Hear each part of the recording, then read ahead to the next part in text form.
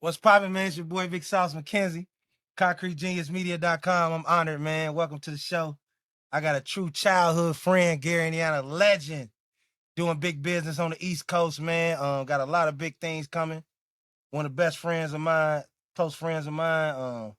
We go way back, man. My man Damon Pennington. What's happening? What's going on, family? Good. You know, it's funny. I was just in the car with my kid. What was that? 2 days ago, and they was making a joke about the word Smurf, and I was like, John, what they call me going back in the day? Smurf. Flyest little nigga in the hood. Yo, man, I laugh because I'm like, yo, I think my brother was Papa Smurf first, and then Smurf rolled with me until I moved to California. Though. Yeah. How you been moving out here? How you feel out here? Man? I don't know. People want to know. It's crazy, man. Hey, Tanya, it's crazy, man. You know, I left Gary in '88, and I remember myself as being one of those kids that I couldn't wait to like leave Gary. My mom left Gary in '88, moved to Cali, and I was like, I can't wait. She was like, I need you to stay in Gary 1 year, let me get settled. I moved to the West Coast. I left Gary my December of '88. Yeah. I didn't even finish my freshman year. Yeah. And I went to Cali, and I got there, realized shit wasn't like I thought it was going to be. Like moms ain't have her license yet for cosmetology, so shit went tight. Yeah. So you know, I'm thinking it's gonna be fucking Beverly Hills 90210, and that shit was motherfucking fucking Boys in the Hood damn near. And I'm going there like little light skinned nigga wearing fucking Pacific Ocean shorts, and them niggas wearing Nike Cortez with fucking Dickies and shit. So my mom, right? So she was dating this nigga she met in Gary. His cousin lived in Gary, right? I'm being real because this shit. No, so she dating this nigga. She met in Gary, who was her friend Dawes, a cousin. This nigga in Gary, so he swooped my mom up like, let's move to Cali. You know, my people's got money. Man, they in Cali. His dad had a concrete business. I get that these motherfuckers living in a studio apartment around a bunch of Mexicans, and I'm like, mom's is on welfare. She like, look, I got the concrete business. Your mom's gonna collect welfare. And I'm looking at these motherfuckers like, nigga, I left a middle class house in Gary to this shit. So, yo, and I'll be honest with you, man. That was my first, like growing up, all we knew was weed, right? Oh, we knew. So this was '88. So I never heard the word crack in my life. Yeah. So dude, man, he came from an affluent like family. His mom was like had paper. His stepdad had a farm, concrete business, and we went to I never forget, man. First time I saw a nigga smoked out, I was in the living room. Nigga came home. He jumped on the couch, and I was like, "You gotta remember, nigga, I was what 15, 16?" And nigga was like, "They coming." And now at this time, we living in a gated community with white folks. It's a rented house. I'm like, "What the fuck?" And he's like, "They coming." And I'm like, "What the fuck?" I was scared out of my mind. And then I found out later on, nigga was smoked out on crack. So I was in Cali for what, a year and a half, 2 years. And then my aunt broke up with dude, but my aunt and uncle in Philly was like, yo, why don't you come out to visit? Because, I mean, I'm telling you, man, remember the scene in Nothing But a G thing when they playing volleyball and they put Yeah. Like, man, so we having a barbecue like that. Motherfucking cops roll up, everybody run. You know who they catch? They catch me. Nigga with, I was just like this, like a white boy and shit. And I was like, sir, you know, I was just here with coming to get my mom's barbecue grill. That's a Gary ass lie, boy. Gary ass. Everybody else had Nike look like Boys in the Hood, Nike Cortez, motherfucking Dickies, and fucking Jerry curls. I'm looking like motherfucking suburban white boy. They let me go, and that next day this nigga got shot. My mom was like, "Yo, you going to visit your aunt and uncle in Philly?" I was like, "Cool." Now this was the aunt and uncle that always spoiled me. You know, back in the day, in Gary, nigga had remote control cars. I came out here, I never forget, '83, I came out here. My aunt had a Beamer. My uncle had a Cadillac. He worked in the Bisco. She worked at the bank. She took me to Radio Shack, and I was always in a remote control car. She bought me a remote control car. I was like, ooh, I like this. Right. So I came out here to visit, man. And I just like, I was like, yo, they living it up. My cousin, Chris, you met Chris. I remember Chris. My nigga. Chris was 10 years younger than me. So he was like my little bro. And I'm like, I literally chilled. Like, man, I was like going through motherfucking PS. So what year was that when you came to Philly? I came to Philly in June of '90 to visit. I just came for the summer. Okay. And nigga, I was going through PTSD because I just gone through so much shit. I just wanted to chill. Yeah. So they paid me to watch Chris the whole summer. end of the summer, I was like, I'm motherfucking like convinced them to let me stay here to go to school. My mom was like, all right, cool. In some ways, it was the best decision that I could ever done. In some ways, it was a worse decision because my mom was ultimately murdered when I was out here. But man, honestly, man, if I want to change my life, bro, and I say that and I mean it from the bottom of my heart, because if I would have stayed in Cali or Gary, nigga, I would have been in the military with a fat white chick. Nigga, I would have had a high school education. I may have gone in the military, got kicked out because I'm lazy as fuck. And man, where the fuck did that white bitch come from? I'm telling you, nigga, nigga, you ain't have no options. And like, that's all you thought was dope was a fat white chick. So that would have been my trophy. I'm being real, nigga. Like, what options did we have in GI? That was tough. Nigga, even in Cali, nigga, I had no options. Nigga, I was telling niggas I was going to the Air Force. Fuck, I wanted to go to the Air Force for. Yeah, I have no discipline. I have none. No, I'm lazy as fuck. I have no discipline. I'm a visionary, but fuck, dude. Coming out here, I realized, man, there was a life beyond what we knew. You know what I mean? Yeah, yeah. I think when you get out of Gary, you realize like my ideas can get me rich. Yeah. You know what I'm saying? Like, and Gary's just like, oh, you just a smart ass nigga, man.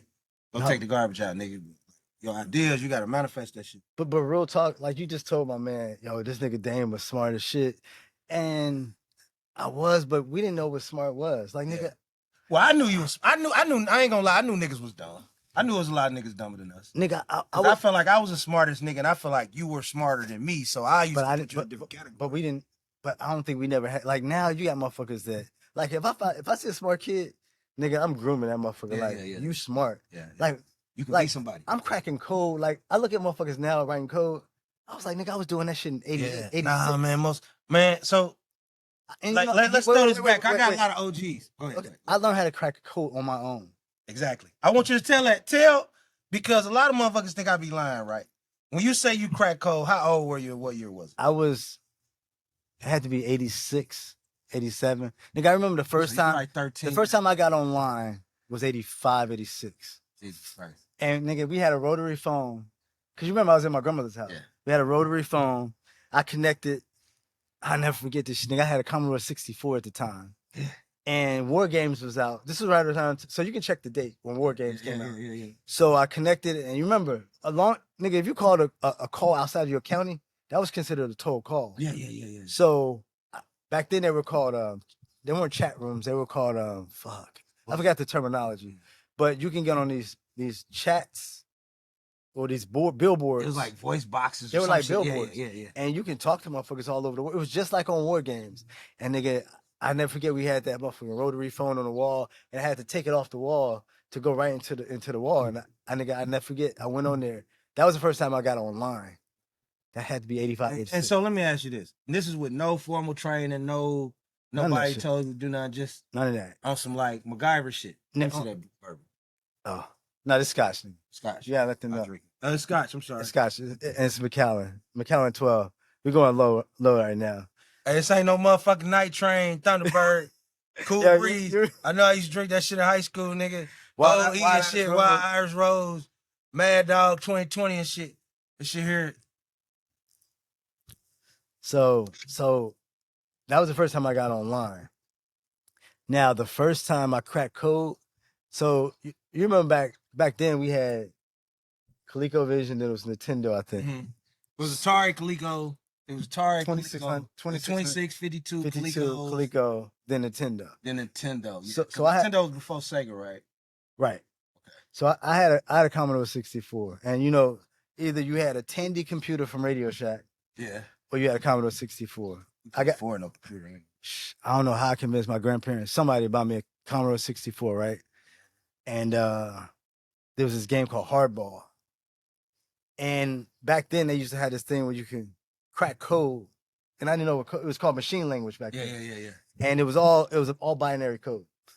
And I'll never forget, man. And again, this was in Maryville.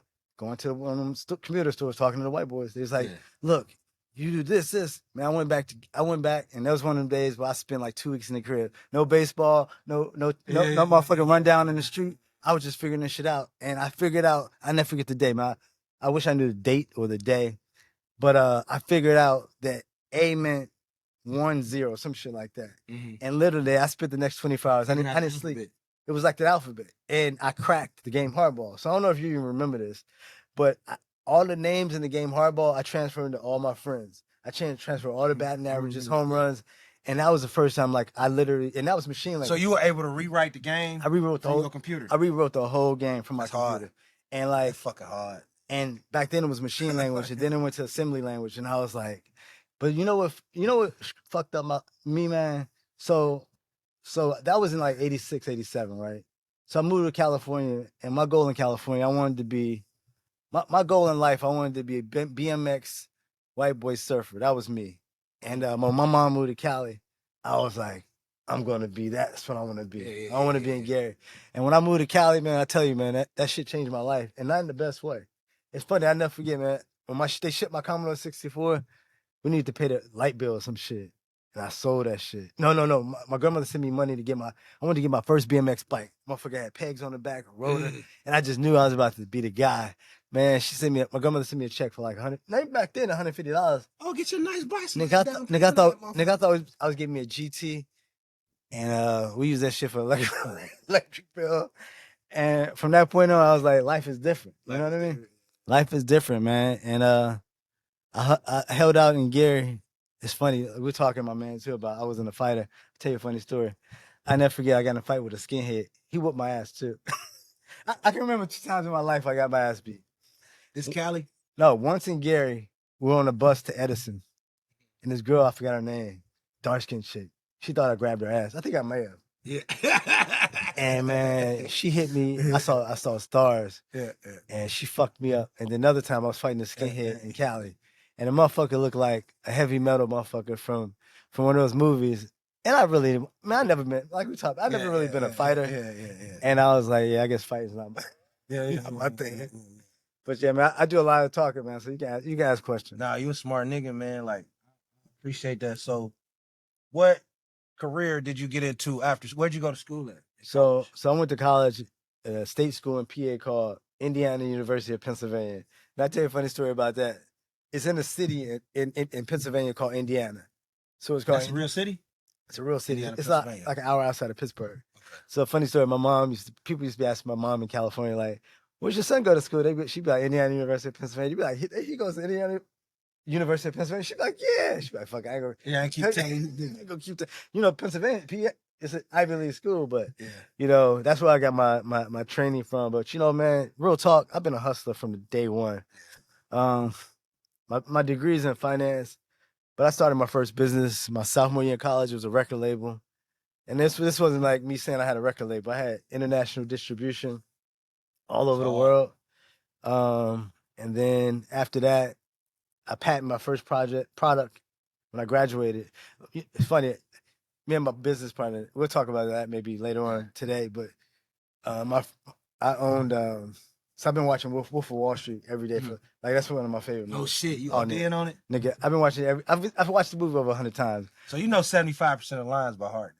Oh, no doubt. I mean, like Jordan Belfort is like my motherfucking guy. I love it. And again, for me, it's not I feel that I'm a smart dude. I'm not a book smart dude, but I'm more of a hustler. Like we grew up hustling. You know what I'm saying? Surviving.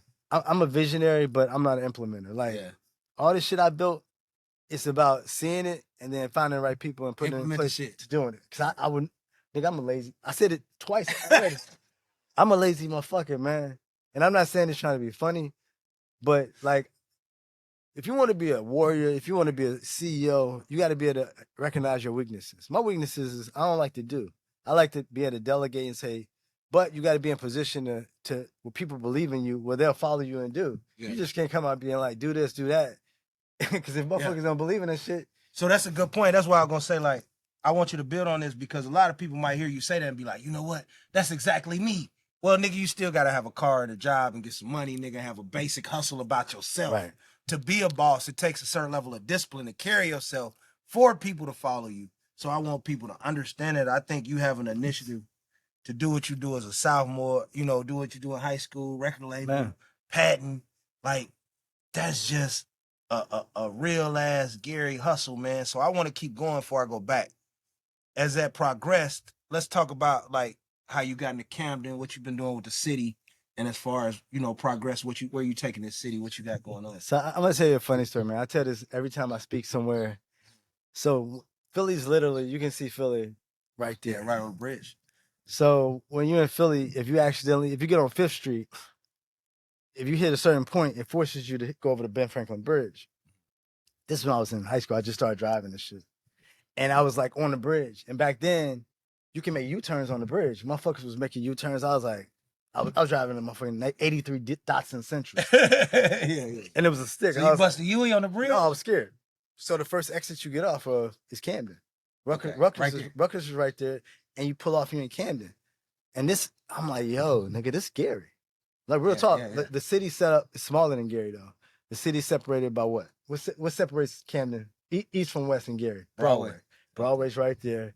And I'm like, yo, this look like Gary. You got Puerto Ricans over there. You got black people over there. And I was like, yo, I'm going to set up a business here one day. And I finished college. And I had another business with these dudes. And I was like, yo, I'm going to set up an office. I'll show it to you later on today or tomorrow. And I set up an office there. I'm like, yo, this going to be where I'm going to be. And nobody knew who I was. Nobody. And I just started grinding, man. I was doing a business with them. And we separated, went our separate ways. And I tell this story all the time, man. Nigga, I was fucking broke. Nigga, I was getting evicted from the business spot I was in. And hey, so look, let me ask you a question as my nigga, bro. How do it feel? You a businessman, right? And you not just a businessman as an extra business. This how you paying your bills for your shorties, right? All that shit going around you, right? How the fuck do you keep it? Yo, man, for me, this period is, it's like nigga that plays basketball, nigga that plays, like, this wakes me up every morning. Yo, nigga, even when my shit, I got money, like, every 2 weeks when you got employees, you got paid. You're responsible for not just them, their families, but that's what motivates me, man. Like, dude, I'm about to open. I was just talking to my man. I'm about to open the second largest dispensary on the East Coast. Fuck with me! Nigga, the second largest. I ain't talking about like a little 1,500-foot spot you walk in. Like the spot you just bought from Gummy Farm. How big was it? That bitch was small, nigga, like my living room in Gary. Nigga, I'm about to open a shit that look like a motherfucking, like Planet 13 in Vegas. Nah, dead ass. Yo, that big. Like when I do shit, I do that shit big. And like you saw a nigga, I can't walk down the street without niggas stopping me and talking to you. But that's just my personality. Like, niggas know. I was talking to a lawyer. He's about to rent my building down the street. He's like, you know why I fuck with you, man? He's like, because you ain't from here. You a Midwest dude. You straight to the point, but you a good dude. Like niggas, the mentality on the East Coast is different. I want to ask you a question, my nigga. As my nigga, right? We both got a God-given ability, and this is really about you, but I want to ask your opinion on this. We both got a God-given ability to get other people to believe in us. Mm-hmm. So we've never been dependent to be mistreated, right? Right. So how, like, you come out here, you got a group of niggas that believe in you, niggas that'll watch your back. I could do that maybe in Vegas or Napa or whatever, certain cities I've been in Atlanta. I've had groups of niggas behind me. What do you think that characteristic is? You know what? That can go both ways. So I don't want to say you're wrong, but I say it's 50-50 because no matter who you meet, when you meet this right dude, you fuck with him. But it's motherfuckers, man, even when they fuck with you, I look at this like this. Everybody's an opportunist because you're going to notice everybody can't do what you want to do, what you do, but they want to. They want to. But they can't. And the moment they get the opportunity to try to do it, they'll try to fuck you. Yo, and I'm being honest with you. Hey, is that what? Hey, let me get a talk. Here, get some of this scotch. Show get some of this scotch. We need. What's up, Miss Pat? Hey, Miss Pat. Most motherfuckers. Yo, you gonna realize most motherfuckers can't do what you do, bro. Yeah. And if they go be your boy, let them be your boy. But the moment you see, I'm telling you, the moment they see a crack, yo, man, and then when you find out they trying to do it, you sit back and be like, hey, so let me ask you this. And that's what makes us special, nigga. That's what makes us not just NBA All-Stars. Like, oh, fuck you, I drink. That's what makes us generational talents because I feel like even the niggas that think they fly in they circle, them niggas want to be cool with me, and then some of them niggas, as soon as they get a chance to think they close to being even, they gonna take my style and try to shit on me. No, I'm And I'm like, telling you. damn, nigga, you was retarded when you met me, B. Yeah, I Legally made you. retarded. Like I showed you where to get a haircut, nigga. I showed you where to buy your food. I showed you where to take your bitch. I showed you how to dress, how to laugh, how to charm other bitches. And now you coming for my head? Yeah. It's a cold world, nigga. It is, man. But it's funny. Like I laugh, bro.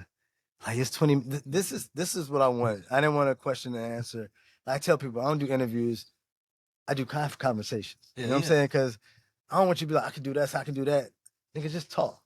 Nigga, we can break a bottle and just rap. Because I want to get to know you. Like, nigga, we talk all the time. Like, I talk more to you than nigga most all the niggas we grew up with.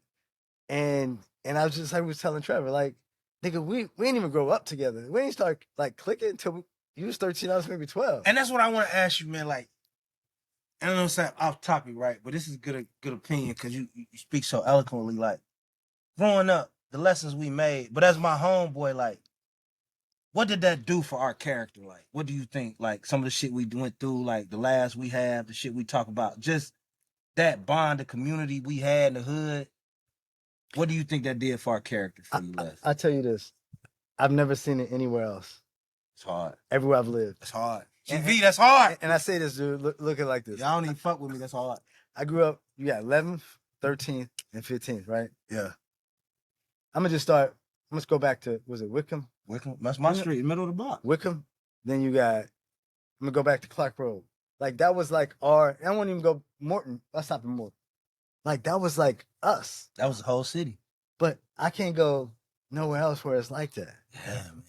I mean, you know what doors knock on. Yeah. We had everything, jokes. Like, we was the last generation.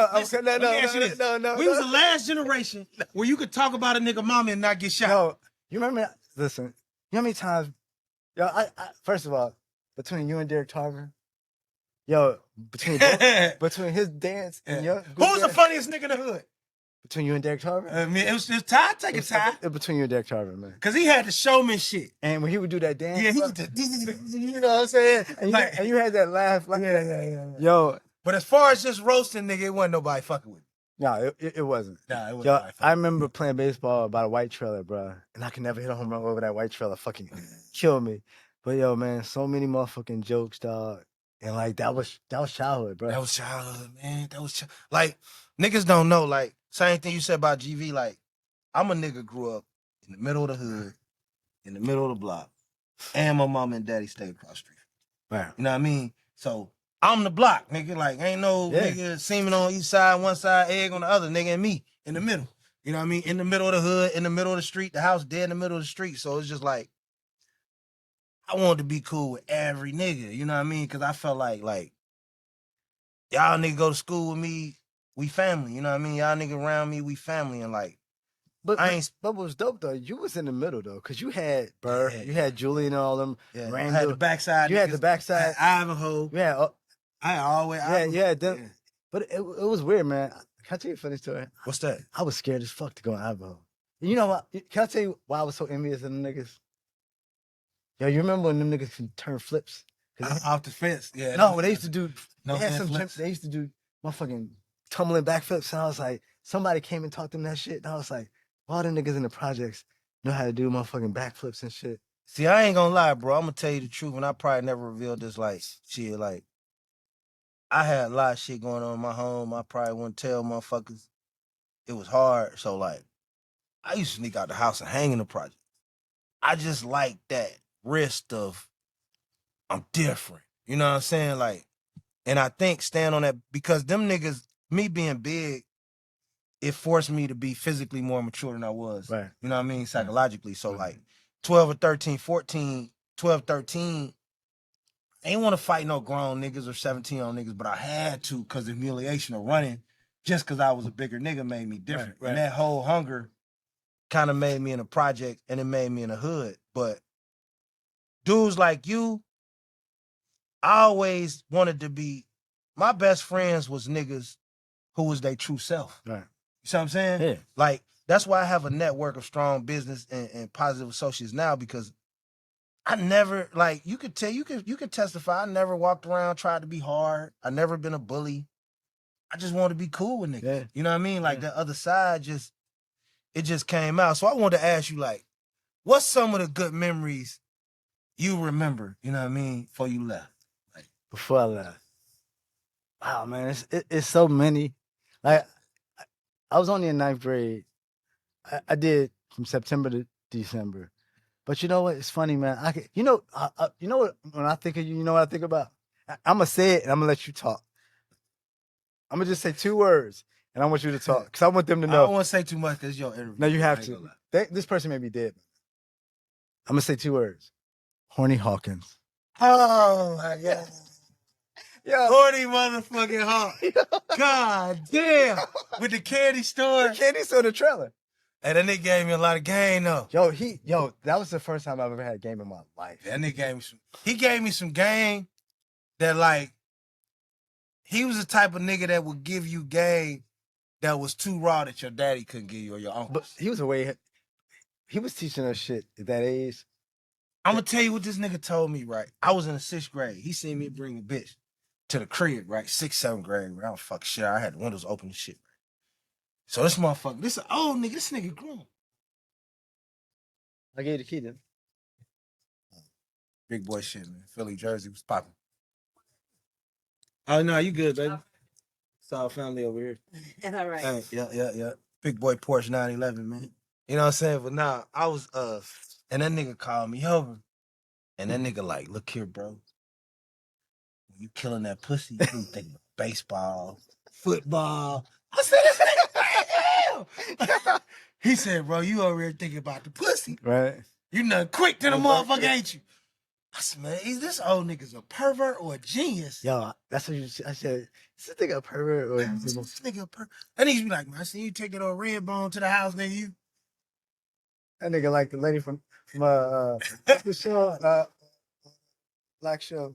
227, not 227. When the lady's hanging out that window, that nigga see everything. Hey, but I'm gonna tell you something I never told a nigga. This nigga got me right as far as respecting niggas one time. I was being silly, and he used to always tell me, like, John, if you say something stupid, you a big nigga, I'm gonna check you.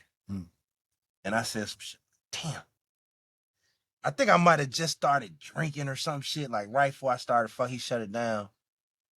And I was like, damn, man. Because, man, we used to talk shit about Miss Hawkins. She's had a yamper. That motherfucker be hanging out the backside of the horse. So I grew up right across the street from them niggas. Right so I'd be looking out the window like, damn, she come home from the stove, go get them groceries and shit, get them tomatoes. And that nigga was like, and I said some shit one time like, God damn, he was like, nigga, what if I said that shit about your mama? I was like, you old, bro. He was like, nah, nigga. Nah, go both ways. And I was like, damn.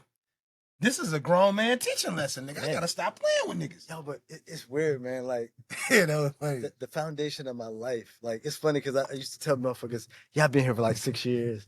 Yo, I've been living out here more than my adult life. I'm 48. I lived in Gary for 16 years. And I'm like, but it's still there. Nigga, I still know my phone number, nigga. Me too. That ass. 215-949-8577. 949-4087-6259. But it's funny, like, going back, I'm like, yo, it's so much different. It's so much different. So let me ask you this, man. A lot of niggas don't know this, right? And I never asked you this question. I wanted to ask you on camera.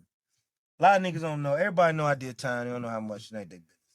But you and Sean, my family, you know, I may be forgetting some people, forgive me, but I know I'm talking about homies. You know, y'all was the 2 niggas can't see me, bro. Like, what made you come see me in the joint, bro? Because that shit meant everything to me. So I want to be transparent, be honest. Like, what was your mentality like? Man, I'm going to go see the big homie. Like, what was you thinking? I don't know. I think that was a time in my life where I was always trying to connect with. I was always trying to figure out what was it that I needed to connect with to make me whole.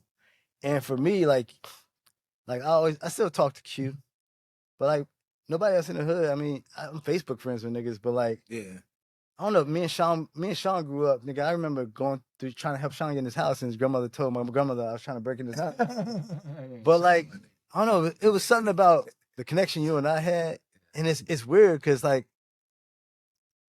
the crazy thing about it, even growing up, the only thing I can remember was playing baseball, you cracking jokes, and when me telling you when I set them niggas up so you can beat them. Beat the fuck out of the but, nigga. But, yeah. but honestly, like, damage on that nigga. But honestly, we weren't like tight growing up. Nah. But we was cool as fuck. We was cool. We had never had no disrespect. Cool. I had never pissed you off. No. Your family was cool with me, so we was cool. Yeah, but I don't know, it was something about then. And I remember when I was in Cali when y'all got locked up. And like I said, I don't know if it was just a time in my life again where I wanted to. I don't know, man. And Sean was like, "Yo, let's go see John." And to be honest with you, I think we're cool. We got cooler then, moving forward, than we ever were before. Oh hell yeah. Like I said, I'm being honest. Yeah. The most I remember about you was when I told you about them niggas beating them up before school and laughing playing baseball. Yeah. And you fucking with what's her name? Lady. Yeah. Like I used to see you in with some house apartments over there where she lived. Oh God, yeah. But like the motherfuckers over there, like Concord, we were like tight. You know what I'm saying? Like you were great ahead of me, but we weren't tight. So I don't know. It's weird. I can't even answer that question. But sometimes some things just happen for a reason. You know what I mean? I think my philosophy, and I think this is what it is, and this is what I live by, is that I never fronted on niggas, and I never asked niggas to be who they wasn't, to be my friends. Okay. You know what I'm saying? Like, whatever issues I had, I didn't like having them. And I knew that deep down, I was a smart ass nigga. You know what I mean? I wasn't gonna let my temper define me, my life define me. You know, my brother was the #1 point guard in the country. He got killed with his girlfriend when I was 3 years old. Like, niggas don't even know that shit. You know what I mean? So I wasn't gonna let that anger define me. So I was just like, I never wanted to be a nigga like, I don't want that nigga around because he a bully. Right. You know what I'm saying? Because I felt like I could fight, and it's like, I used to be scared, nigga. Like, I was wild, but I was big, fast as hell, so every nigga fighting me was 4 years older than me. I had to be scared. But once I wasn't scared, I was like, by the time I was like 12, I was like, I don't want to make no nigga feel like that. You know what I'm saying? Like, I don't want to make no nigga feel like the only reason you around me come bigger than you. You know what I'm saying? Like, I ain't never been that nigga. Like, I don't want to be that nigga. So I was just like, I used to be like, man, nigga, dang, chill. But I also used to be like, that nigga come from a good ass family.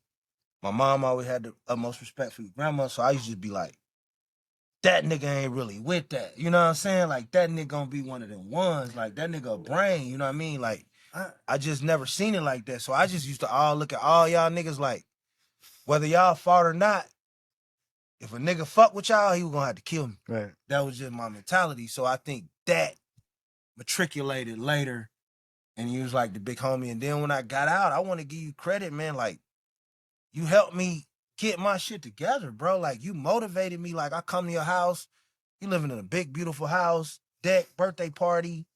You know what I mean? Like, so to me, that was my inspiration. Yeah. I didn't want to be a nigga who be like, people can't see me in a joint. My family held me down in a joint.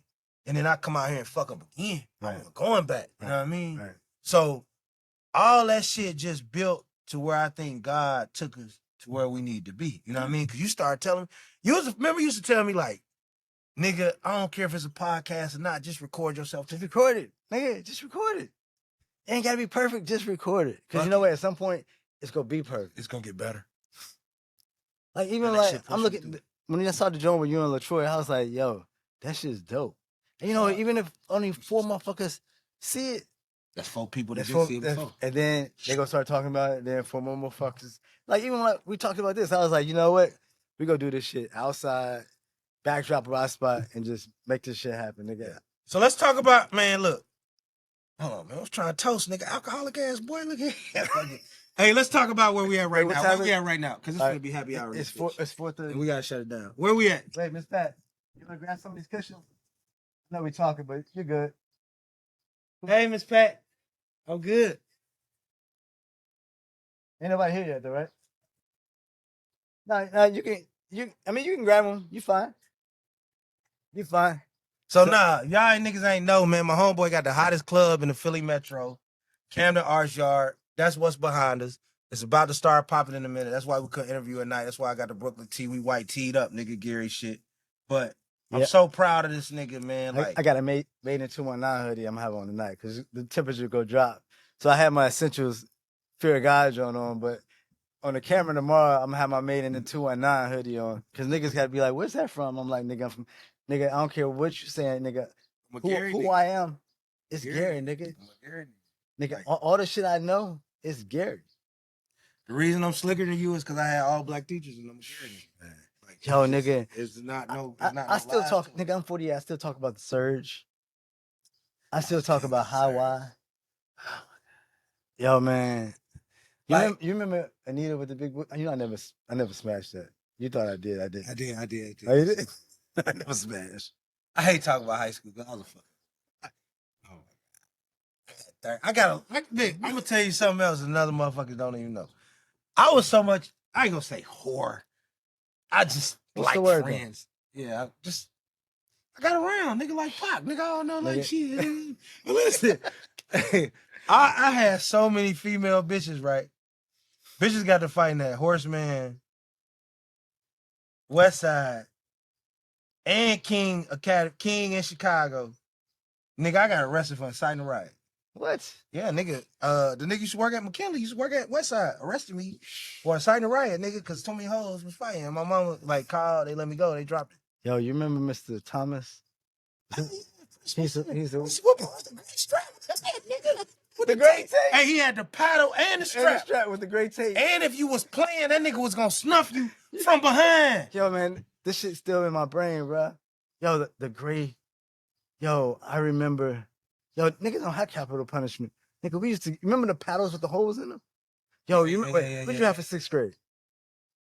I had punk ass motherfucking Mr. Chapman, bitch ass with the bad breath. That nigga threw a paddle at me, and then they put me in Miss Shannon class. What was it? Miss Shives, wasn't it Miss Shives? She had the half white lady, kind of light skin, kind of chubby. Yeah, chubby. Yeah. She had the paddle. She stayed on my street. Yeah, exactly. She had the paddle with the. Oh, wait, I thought she lived on. Who lived on? I'm gonna tell you. Did you have? Because you probably had Miss Shives because she had the smart kids in your class. Yeah, she was fun. Because you know in Gary, what they used to do is like, if you were smart, you be 52. No. Christina, my neighbor, Renita was in the smart, but she went to Emerson. I was in the smart class. Why the fuck? Like, see me, I was in the smart classes, but outside of a couple of niggas who probably went to prison, all my niggas was in the other classes, the 61s, 41. You know, if you were smart, they put you in 42, 43. If you were dumb as hell, you be in 40, 41. I was like, God damn. You take a test, nigga, you in 40. So I be in 43, but all the niggas I spend the night on my house is in 40, 41.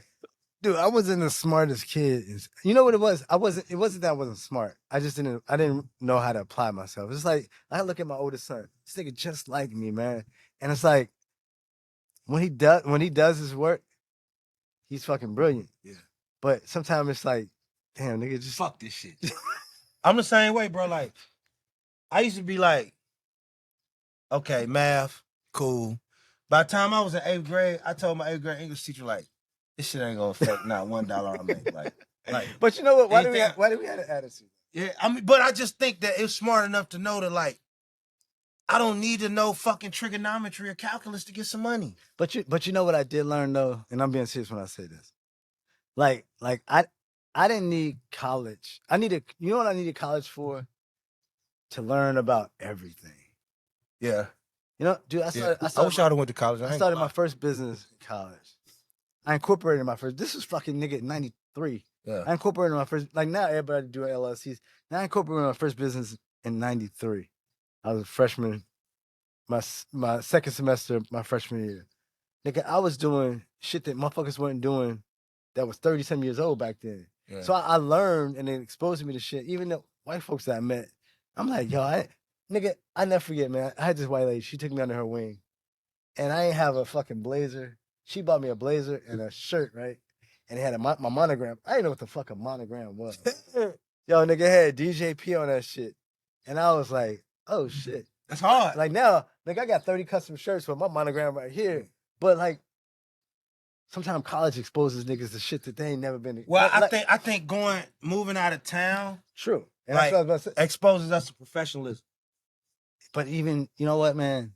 Honestly, I think if I would have stayed in the Midwest, I wouldn't be the person I am now. Oh yeah. I can go back now, but if I would have stayed in the Midwest, I would still be like this, man. And I'm not saying nothing wrong with my peoples that have stayed there. But even if I went to Indianapolis, I wouldn't be the person I am now, bro. Yeah. Like, I'm gonna tell you something I've never said on camera. I'm only saying it because you my nigga. I know the hood gonna watch this interview. Like, jail probably, I probably been dead if it wasn't for jail.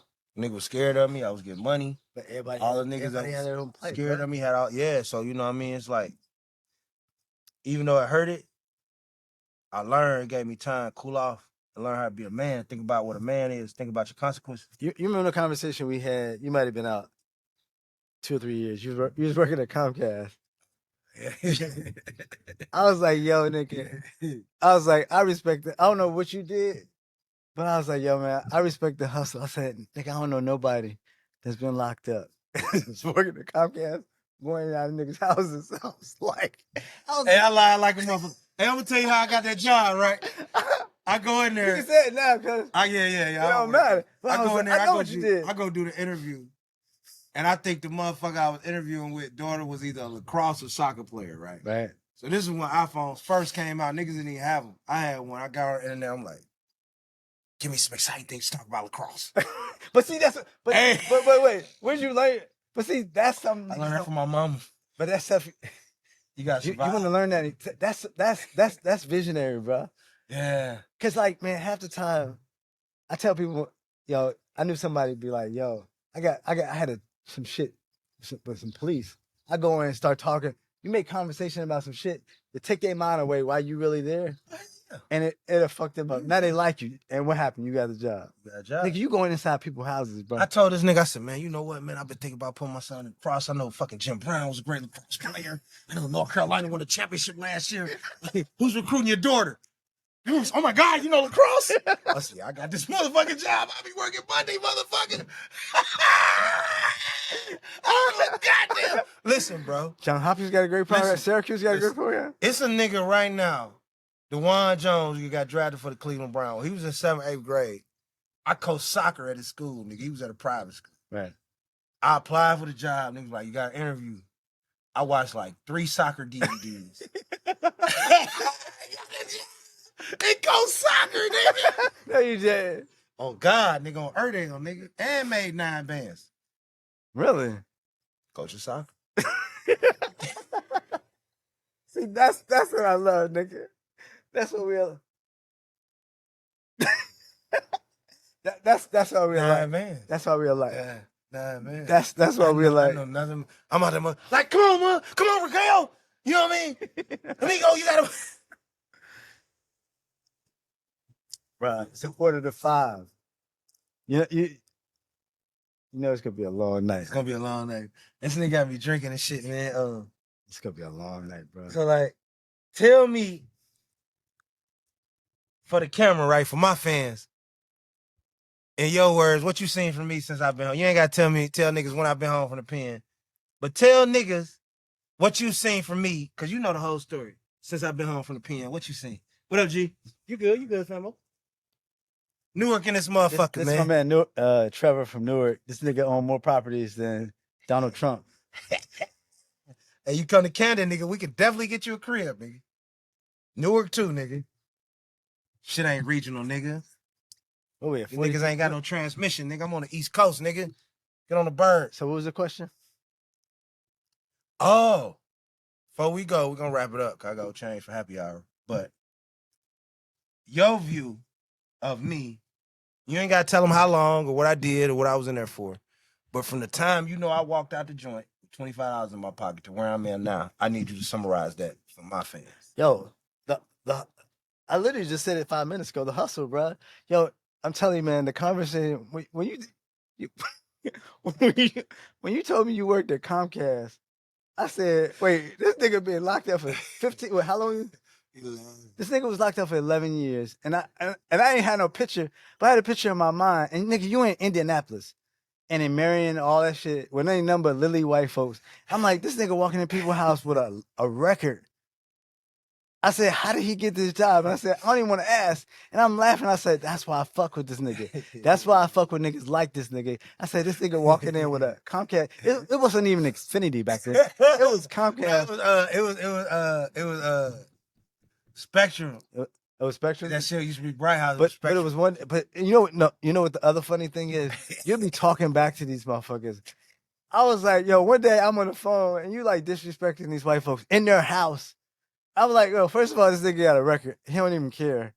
he working for the cable company, installing they shit. And he disrespecting him. I'm like, yo, this nigga don't realize he in clan country. Like, they don't give a and he like, I don't give a fuck. I'm like, yo, and you know, it's honest to God. I'm like, Jersey turned me the fuck up. I wish I can be the same, and I wish I can be that way. I'm like, I wish I can be that way and not give a fuck. This motherfucker disrespecting white folks in their own house, and he got a record. I'm like, who does that? And no qualms about it. I'm like, come on, man. Like, for real. It's gonna be a long weekend, y'all. This It's gonna be a long. We're gonna sign off because we've been on here like what 45 minutes. Tell them how to follow the brand, bro. Instagram, socials, Arch Yard, Camden Arch Yard. That's the website. Social media, Instagram, Facebook. What's the other shit? And that's Twitter. TAMDENARTSYARD for you dumb niggas. Also, yo.